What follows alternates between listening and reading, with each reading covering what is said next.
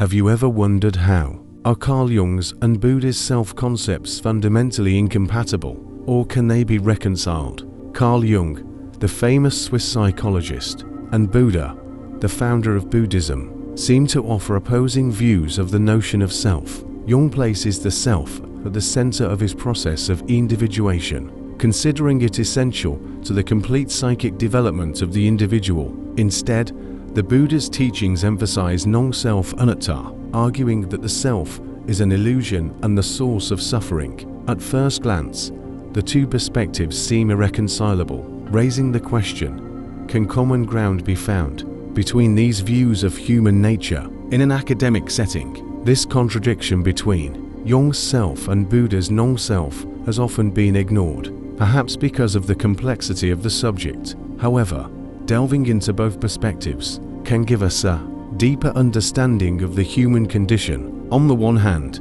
Jung sees the self as an organizing principle and ultimate goal of psychic development, which the individual must discover and integrate. On the other hand, the Buddha teaches that the self is only a temporary mental construct, an illusion that causes suffering through attachment to it. This difference raises the central question: if the self is illusory in Buddhist teachings, how can we reconcile it with the Jungian view, which sees it as a key to psychic growth? It is possible that the two perspectives are not completely opposite, but provide a complementary understanding of how the mind works and how we can reach a state of balance and inner fulfillment. As we explore these ideas in depth, we will see not only the obvious contradictions, but also the potential connections between the two models.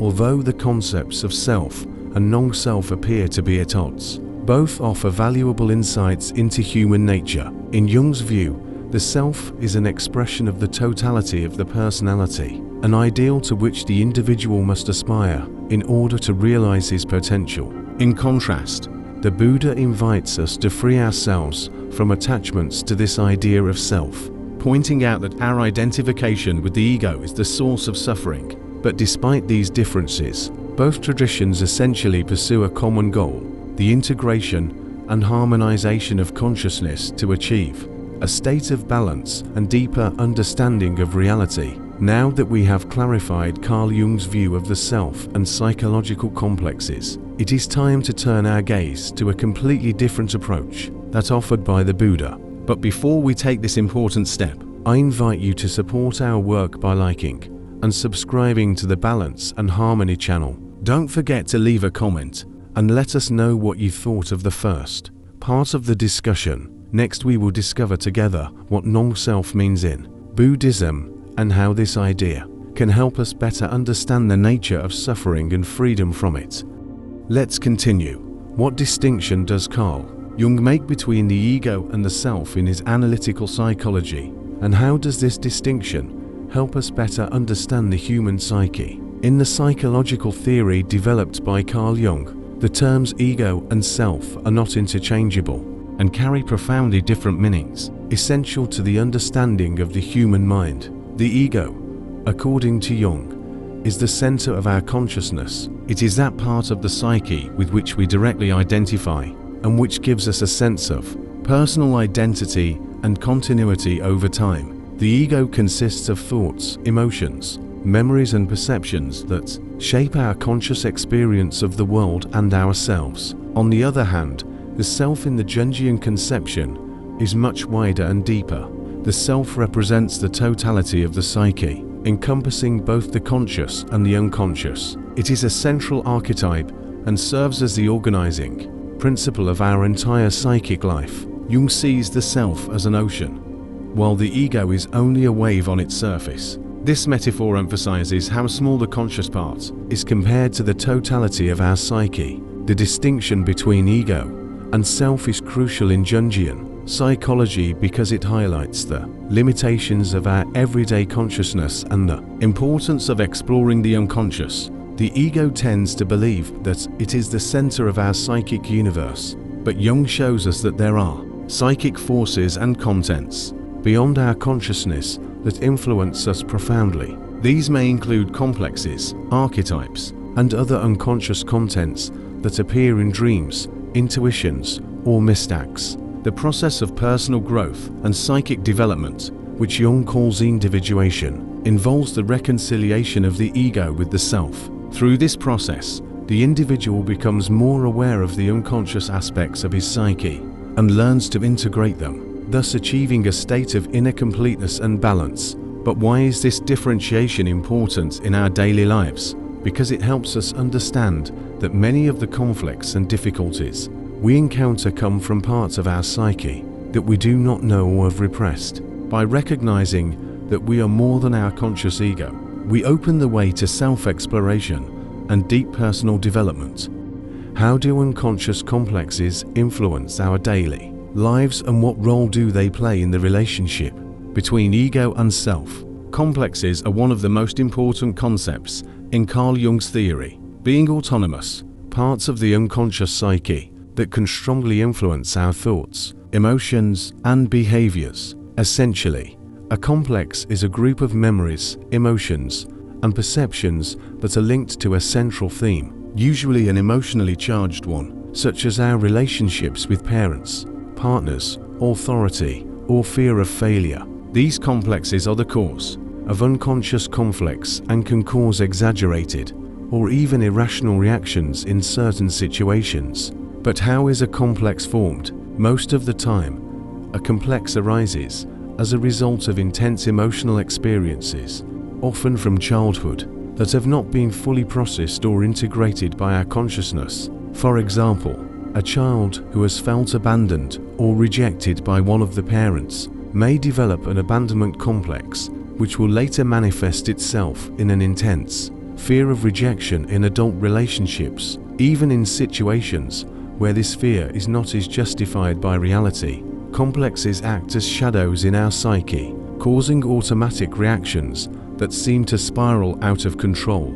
Although our ego tries to manage these unconscious influences, they can often dominate us, triggering internal conflicts or in our relationships with others. This is because a complex is not fully integrated into the ego, but functions as an autonomous, separate entity with its own will and logic. An essential aspect of complexes is that they are not always conscious. Many times, we do not realize that we are driven by a complex. It can act from the shadows, manifesting itself through exaggerated emotional reactions, compulsive behaviors, or repetitive patterns of relating. Jung states that one of the purposes of the individuation process is precisely the integration of these complexes into consciousness in order to reduce their negative influence on our lives. Another key point is the connection between complex and archetype. Jung suggests that at the base of every complex is an archetype. For example, behind a mother complex can be hidden the mother archetype that contains both positive protective, loving mother and negative dominant, suffocating mother aspects. Complexes are thus personal expressions of archetypal universal themes, which each individual experiences in a unique way. How do these complexes influence us in our daily lives? Take, for example, a person with an authority complex. This person may have disproportionate reactions to any authority figure, either exhibiting excessive fear or aggressive rejection. Every situation involving an authority relationship will automatically trigger this complex without the person being aware of the deep reasons behind his reactions. Complexes can also influence our dreams, providing valuable clues about their content and how they affect our lives. In the process of healing and personal development, recognizing and understanding complexes is an essential step. Jung believed that analyzing dreams and confronting one's own shadows was the key to uncovering these complexes and understanding them. Once aware, complexes can be integrated into consciousness, thus reducing the control they have over us. What are archetypes and how do they influence not only the individual but all of humanity? Archetypes are essentially fundamental forms or patterns that exist in the collective unconscious and manifest in the psyche of each individual. Jung describes them as universal patterns of behavior and symbolic images that all people share, regardless of culture, era, or personal experience. These archetypes are not only myths and symbols found in religions or legends, but also psychological structures deeply rooted in our unconscious. One of the most famous examples of an archetype is the figure of the hero. In many cultures and mythologies, the hero represents the individual who goes on a journey full of challenges and suffering, but who in the end succeeds in defeating evil and bringing something of value to the community. In psychological terms, the hero archetype symbolizes the process of personal development and overcoming inner obstacles. Every time we face major difficulties and succeed in overcoming them, we are living this archetype. In Jung's view, archetypes are not something we learn, but something we inherit. They are an essential part of the psychic structure of every human being and influence the way we perceive the world, react to situations, and construct our identity. The collective unconscious, where archetypes have their root, is different from the personal unconscious. The personal unconscious contains our repressed or forgotten memories and experiences, while the collective unconscious is a deep reservoir of knowledge and symbols shared by all of humanity. Archetypes manifest in various forms, in our dreams, in myths, stories, religions, and even in our daily lives. They are universal presences that recur in all cultures. For example, the mother archetype can be found in different cultures in the form of mother goddesses, such as Isis in ancient Egypt or Demeter in ancient Greece, but it is also found in modern images of loving, protective, or, in some cases, mothers suffocating. In addition to the mother and hero archetypes, there are other foundational archetypes such as the shadow, which represents all of our repressed and unaccepted parts, the animus and anima, which symbolize the masculine and feminine aspects present in each individual, and the wise elder, who embodies wisdom and deep knowledge. Another crucial concept is individuation, the process by which a person integrates these archetypes into consciousness, thus reaching a state of balance and deep self-knowledge. Individuation is the ultimate goal of psychic life for Jung and represents the effort to become whole, that is, to integrate all parts of the personality, including the unconscious, in order to live in harmony with the self. Throughout our lives, each of us will face manifestations of archetypes, whether it be internal conflicts or external challenges. These archetypes function as a kind of psychological matrix that shapes our experiences. For example, the shadow archetype manifests itself when we try to ignore or repress parts of ourselves that we find unacceptable or dark. However, facing this shadow is essential to our full understanding and acceptance. Unlike complexes that arise from personal experiences, archetypes are universal and transpersonal. They transcend culture, history, and language, being expressed in art, mythology, and religion in surprisingly similar ways around the world. That's why Jung believed that studying myths and symbols can help us better understand the unconscious and how the human mind works. A concrete example of the manifestation of archetypes in everyday life can be observed in dreams. Jung believed that dreams are a window to the unconscious, and their analysis can reveal not only personal complexes, but also universal archetypes. For example, a dream in which one is being chased by a dark creature may signify confronting one's personal shadow, those hidden parts of the personality that need integration. Also, dreams in which archetypal figures, such as the hero, mentor, or mother appear can signal important psychological processes taking place in the dreamer's life. Thus, archetypes provide us with a framework through which we can more deeply understand not only the individual psyche, but also the cultural and spiritual evolution of humanity. They are our psychic heritage, a bridge between the personal and the collective unconscious, between the past and the present, between the individual and the community. The shadow, a central concept in Jungian psychology, represents all those parts of our personality that we don't want to see, the parts that we reject or repress because they don't match the ideal image we construct of ourselves. At its core, it is our dark side, composed of desires, emotions, and traits that we find unacceptable or shameful. Each of us carries such a shadow, and the process of individuation requires that we confront and integrate it. The shadow can include anything from aggressive or sexual impulses to hidden fears, envy or hatred. Instead of accepting these feelings, we often prefer to ignore them, unconsciously repress them, or even project them onto others.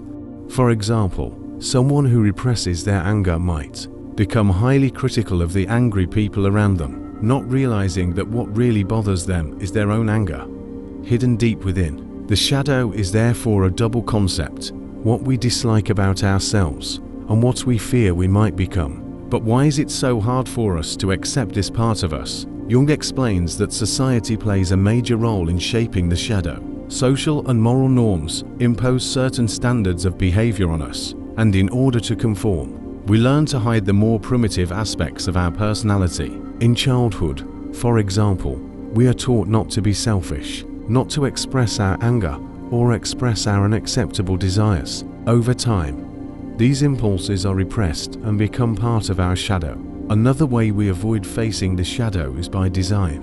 When we are bothered by certain traits in others, it is often an indication that the same traits exist in us, but we don't want to admit them. For example, a person who feels disturbed by the arrogance of others may in reality be unconscious of his own arrogance, which he represses. Despite the fact that the shadow may seem like something purely negative, Jung did not see it that way. He believed that the shadow actually contains much of our creative or authentic energy. If we repress it completely, we lose access to our full potential. Accepting and integrating the shadow into our conscious life can bring profound transformation and release an inner power that allows us to live more authentically. But how can we confront and integrate this dark side? The process is not easy because it requires brutal honesty with oneself. A first step is to become aware of our projections.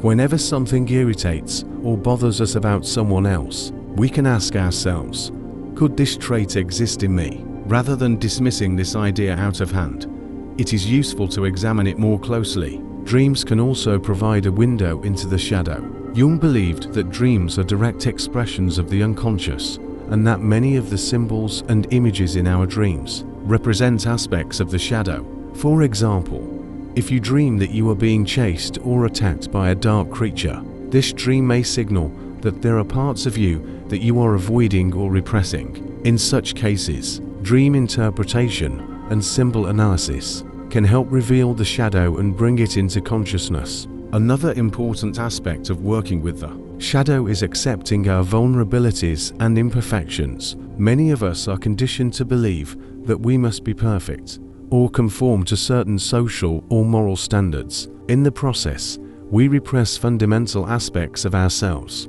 But allowing ourselves to be vulnerable, admitting our mistakes and accepting that we are not perfect is essential to integrating the shadow. There is also a collective component to the shadow. Just as each individual has his own personal shadow, all of humanity has a collective shadow. This manifests itself at the societal level in the form of intolerance, racism, wars, and other acts of violence. Jung believed that if enough people were aware of their own shadow and worked to integrate it, this could have a positive effect on society as a whole. Thus, the process of individuation is not only a path to personal self-knowledge, but also an essential step towards a more balanced and harmonious humanity. The shadow, therefore, is not an enemy, but an essential part of our being waiting to be recognized and accepted. The journey to self cannot be complete without confronting this hidden side of our psyche. Accepting and integrating the shadow opens the door to authenticity, emotional release, and a fuller life. Carl Jung introduced the concepts of animus and anima to describe the male and female principles present in every individual, regardless of biological sex. In an often polarized world where man is associated with reason and force, and woman with emotion and sensitivity, Jung brought a profound insight. Both men and women contain both energies within them, and the balance between them is essential to a healthy and fulfilled mental life. The anima is the female part of the male psyche, while the animus represents the male aspect of the female psyche. These archetypes are the result of collective and personal experiences, gradually forming with our interactions with parents, society, and our own fantasies or projections. Although we are inclined to identify with one of these aspects depending on our biological sex, the process of individuation involves the integration of both. But why is it so important to know and balance these energies? Without this balance, we become fragments of our own personality. For example, a man who completely represses his anima may become rigid, overly rational and unempathetic, unable to express his emotions. On the other hand, a woman who rejects the animus may become stuck in passivity, afraid to take the initiative or assert her authority. Anima embodies the sensitive, emotional, and creative side of a man. It represents the connection with intuition, empathy, and the ability to experience the depth of emotions. In mythology and universal literature, the anima often appears in the form of a mystical or charming woman who guides the hero through the unknown worlds of the subconscious. When a man is in touch with his anima, he becomes able to explore his feelings in an authentic way and discover a latent creative side. He's able to have deeper and more meaningful relationships based on an empathic understanding of others. But when the anima is repressed, it can take a destructive form. The man becomes emotionally unstable, indecisive, or can feel lost in his own unfulfilled desires. A frequent example of the negative manifestation of the anima in a man's life is its projection onto the women around him. Instead of acknowledging his own sensitivity or vulnerability, he may idealize or demonize women, seeing them either as unattainable muses or as destructive entities that weaken him. This projection can seriously affect relationships, turning the real women in his life into carriers of unconscious phantasms. The animus, on the other hand, represents the rational, determined, and authoritative part of the female psyche. He is responsible for logical thinking, the ability to make decisions and act with confidence and courage. The woman who integrates her animus becomes able to stand up for her ideas and manifest herself firmly in the world, without losing touch with her femininity. As with the man, if the animus is unintegrated, the woman can manifest distortions of this energy. She can become overly critical, domineering, or even emotionally distant. Instead of relying on a balanced animus that supports her in her decisions and initiatives, she may adopt an aggressive or overly rational attitude to the detriment of her intuitive side. Another risk is the projection of the animus onto the men in her life. A woman who has not realized this inner part of herself may tend to see in her partners the qualities she denies herself: strength, reason, authority, and become dependent on these traits in others, instead of developing them in herself. Integrating these archetypes is not a quick or simple process. It requires a deep exploration of the unconscious, our projections, and our interpersonal relationships. The first step is to become aware of the animus and anima in our lives and notice how they influence our behavior and perceptions. A man who begins to accept his anima will learn to honor his emotions, be more open in expressing his feelings, and develop his creative side. You will become less rigid and more flexible in your thinking, able to embrace vulnerability as a strength. Conversely, a woman who discovers her animus will gain self-confidence, become more assertive, and be able to express her desires without fear of being perceived as too aggressive or dominant. This balancing process brings with it greater psychic completeness. Together, animus and anima form a unified whole that transcends the simple duality of masculine and feminine. They represent a reconciliation between reason and emotion, between action and intuition, a fusion that brings us closer to our true, complete nature. Carl Jung proposed the idea that the collective unconscious is structured around primordial images, called archetypes, universal forms that cross all cultures and times. They are basic patterns of human behavior, universal symbols that appear in myths, dreams, literature, and religion, influencing us deeply at an unconscious level. Archetypes are like latent psychic patterns, waiting to be activated by our life experiences. Although we are not aware of them, they influence the way we relate to ourselves and the world around us. Some of the most well-known archetypes include the hero, the shadow, the mother, the sage, and the child. Each of these archetypes represents a set of traits and behaviors that resonate deep within the human psyche. Understanding these archetypes gives us a key to deciphering our behaviors and our relationships. When an archetype becomes active in our lives, we feel drawn to certain patterns of thought and behavior, whether positive or negative. The process of individuation, which involves the integration of these unconscious forces into consciousness, becomes a journey of discovery of these patterns and their role in our lives. One of the most powerful and ubiquitous archetypes is the hero.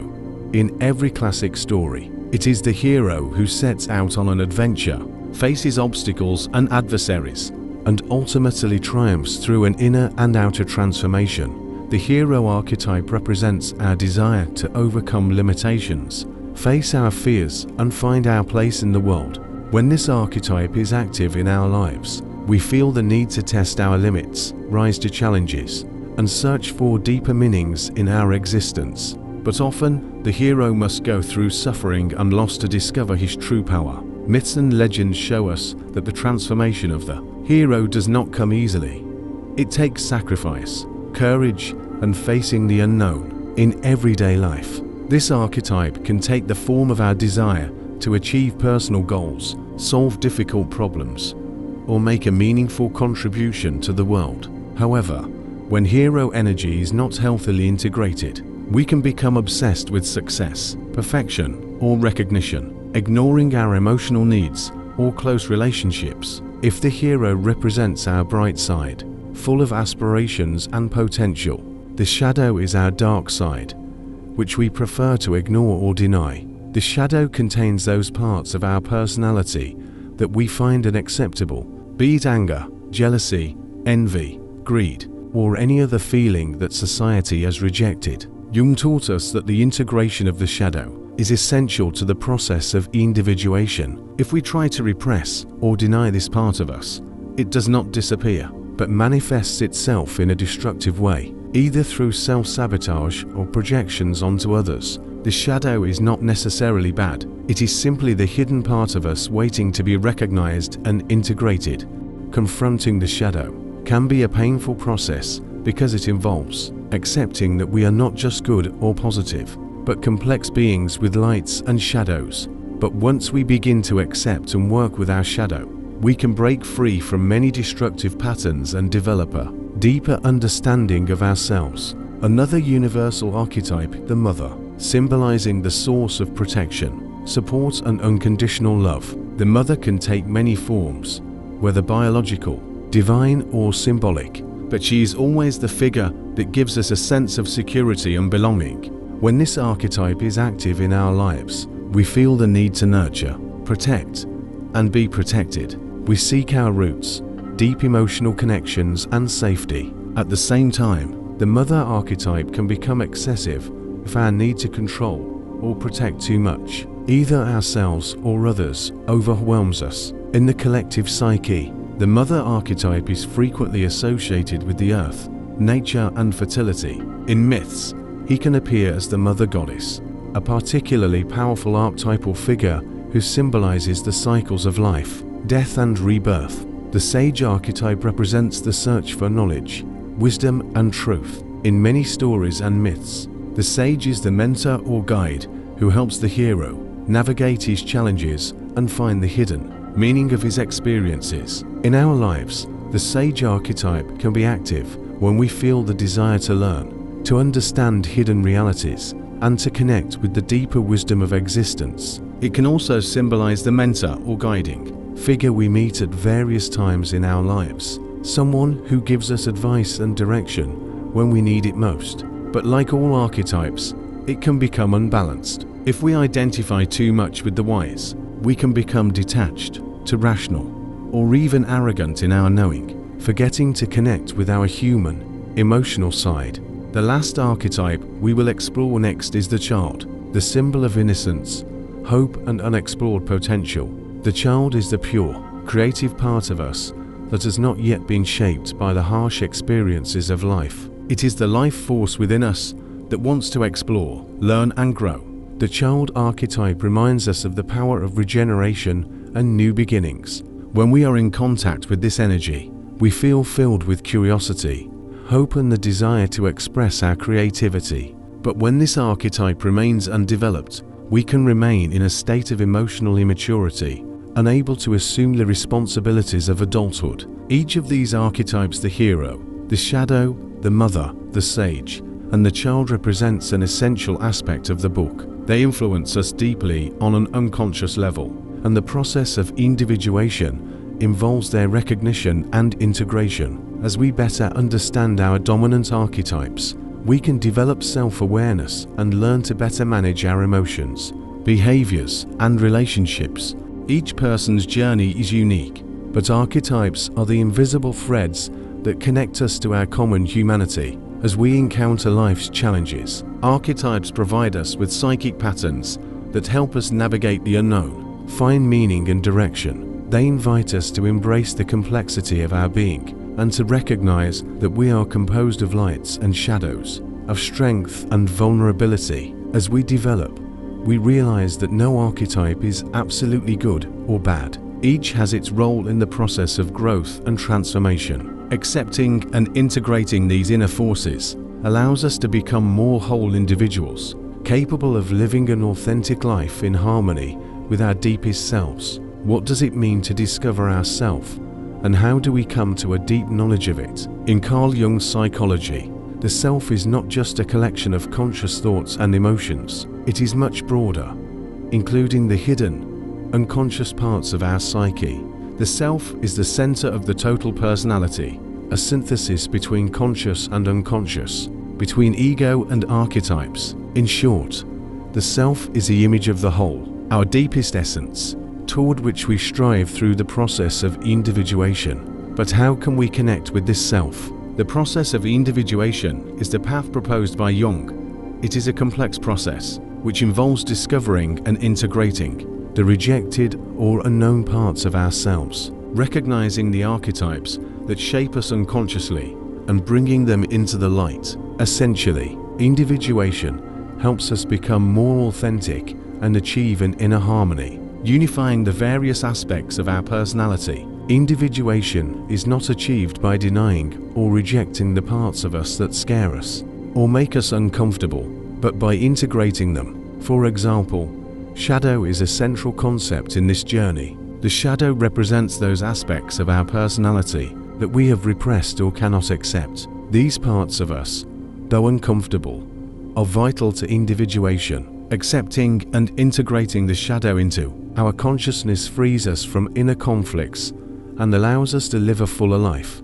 Equally important are archetypes such as the Anima and animus, representations of the male and female parts of each individual. Individuation involves the reconciliation of these inner polarities, thus creating a balance between the opposing forces that govern our psyche. To reach the authentic self, we must overcome the limitations we impose on ourselves, recognize our hidden desires, fears, and internal contradictions. An essential aspect of this process is that the self is not a fixed destination, an endpoint that we reach and stop. Jung emphasizes that individuation is a dynamic, continuous process of personal development. The more we know ourselves and integrate more aspects of our personality, the closer we come to that sense of inner unity, to our complete self. This journey is not about achieving perfection, but about accepting and understanding the complexity of our own being. Individuation also helps us overcome exaggerated identification with the ego.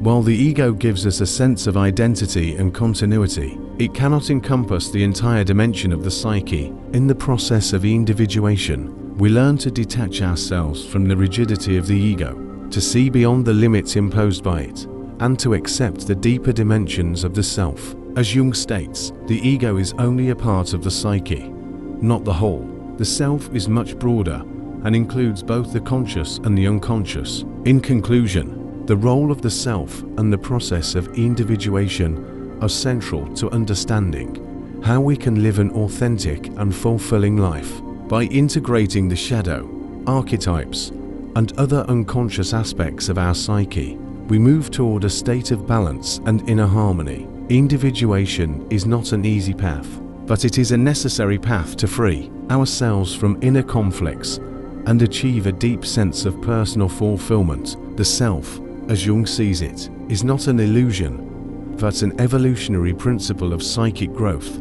a constant invitation to transcend our limits and connect with the whole within us. Jung was deeply fascinated by the world of dreams and symbols. Considering them a direct window into the unconscious, he believed that although dreams appear chaotic or meaningless at first glance, they communicate important messages in the form of symbols. Every dream, in essence, is a representation of our inner state, and the symbols in dreams are the language through which our unconscious tries to communicate hidden truths to us. Symbols in dreams are not universal signs with a single interpretation. They are alive and polysemantic, having meanings that can vary according to the experiences and psyche of each individual. However, certain symbols are recurring in many people's dreams and seem to reflect universal archetypes in the collective unconscious. Jung points out that to truly understand a symbol, we must look not only at the context of the dream,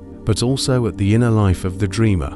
For example, a snake in a dream can represent both fear and transformation or regeneration, depending on the dreamer's individual circumstances. Dream interpretation is a process of deciphering this symbolic language, and Jung suggests that when analyzing dreams, we should not limit ourselves to rigid meanings, but rather explore what each symbol means to the individual. A symbol can have multiple meanings, and each dreamer must find his own understanding of it. For this reason, Jung used the technique of amplification in dream interpretation. Amplification means expanding the meaning of a symbol by exploring the various connotations and associations it may have, including its connections to mythology, religion, and other cultural traditions. Take, for example, the symbol of water. Water is often a symbol of the unconscious in dreams, representing the hidden depths of our psyche. A calm sea may suggest inner peace, while a storm at sea may reflect emotional conflict. If a person dreams that he is drowning, this can be a metaphor for a state of emotional overwhelm or the inability to cope with a situation in everyday life. In other cases, water can symbolize purification, birth, or even death and rebirth. Another key Jungian concept related to dreams is the idea of compensation. Jung believed that dreams have a compensatory function in relation to conscious life. They come to correct or balance the one-sided tendencies of the ego. For example, if a person sees himself in an extremely positive light in the waking state, the unconscious may generate dreams in which he faces failures or weaknesses to remind him of his limitations. In this way, dreams play an important role in maintaining psychic balance, giving us the opportunity to confront those aspects of ourselves that we have ignored or rejected. Another dimension of dreams is their connection to processes of personal transformation. Jung observed that during periods of inner change, a person's dreams can become especially vivid and symbolic. These can reveal themes of death and rebirth, indicating that a part of oneself is about to transform. In such dreams, archetypes play a central role. The image of the hero, the sage, or the mother can appear in dreams as guides that lead us through a process of psychic development. A common example of an archetypal symbol in dreams is the enemy or shadow figure. In a dream, a dark figure stalking or threatening us can be a manifestation of our shadow, that part of us that we repress and fear. The dream gives us the chance to confront these dark aspects of the self, to integrate them and become more complete. In this regard, Jung emphasized the importance of approaching such dreams with openness, not fear, as they can be signals of an opportunity for inner growth. In conclusion, dreams are messengers of our unconscious, and their symbolism can help us better understand the hidden aspects of the psyche. By exploring and interpreting symbols, we can access deep truths about ourselves and facilitate the process of individuation. Jung teaches that we should not be too quick to dismiss dreams as absurd or irrelevant. On the contrary, they are an essential part of our process of growth and self-knowledge. Dreams invite us to discover our authentic self, to overcome the limitations of the ego and to come into contact with the mysteries of the unconscious. If you enjoyed this exploration of the ideas of Carl Jung and the Buddha, don't forget to like and subscribe to the Balance and Harmony channel for more videos on psychology, spirituality, and personal development. We'd love to hear what you think. Leave us a comment below and share your thoughts or questions. Thanks for following us, and don't forget to stay in the pursuit of balance and harmony.